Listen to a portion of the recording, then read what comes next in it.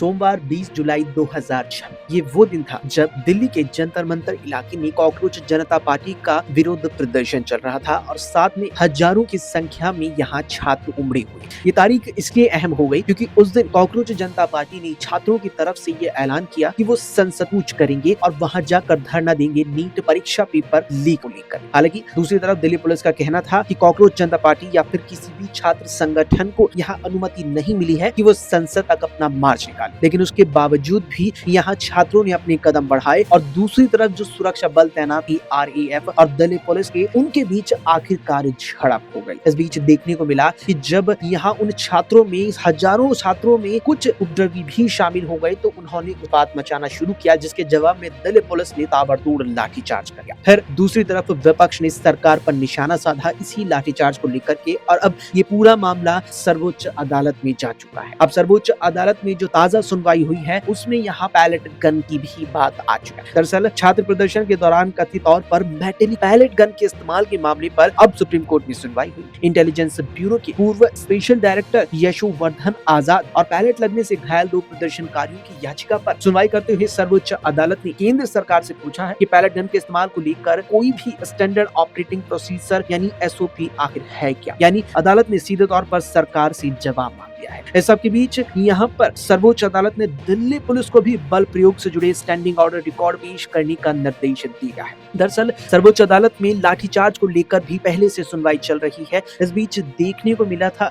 जिस तरीके से बुधवार ही 29 जुलाई को दिल्ली पुलिस के कुछ अधिकारियों के परिवार वालों ने सर्वोच्च अदालत में एक याचिका दायर की थी, जिसके जरिए उन्होंने मांग की थी कि इस पूरे मामले की जो सुनवाई चल रही है लाठीचार्ज को लेकर के, उसमें पीड़ित पुलिस कर्मियों का भी पक्ष सुना जाए और साथ ही उनके परिवार के लोगों का भी, क्योंकि उनका हवाला था कि उस दिन जो पुलिस का लाठीचार्ज हुआ उसकी प्रमुख वजह थी कि उपद्रव उस भीड़ ने मचाया और भीड़ में ही यहाँ कई ऐसे लोग थे जिन्होंने पुलिस वालों और साथ ही RAF के जवानों पर भी गंभीर रूप से हमले किए, जिसमें दिल्ली पुलिस के कांस्टेबल से लेकर आला दर्जे के कुल 4 पुलिसकर्मी शामिल थे। और इन्हीं 4 पुलिसकर्मियों के परिवार वालों ने दिल्ली में यहाँ अब सर्वोच्च अदालत में याचिका दायर की, जिसको लेकर के उन्होंने मांग की थी कि उनका भी पक्ष सुना जाए। लेकिन इस सब के बीच अभी तक जो सुनवाई सर्वोच्च अदालत में जारी है उसको लेकर भी घमासान मचा हुआ है। हाल ही की अपनी सुनवाई में सर्वोच्च अदालत ने दिल्ली पुलिस से भी जवाब मांग लिया है और यहाँ निर्देश दिया है कि बल प्रयोग से जुड़े स्टैंडिंग ऑर्डर रिकॉर्ड भी पेश करे जाए।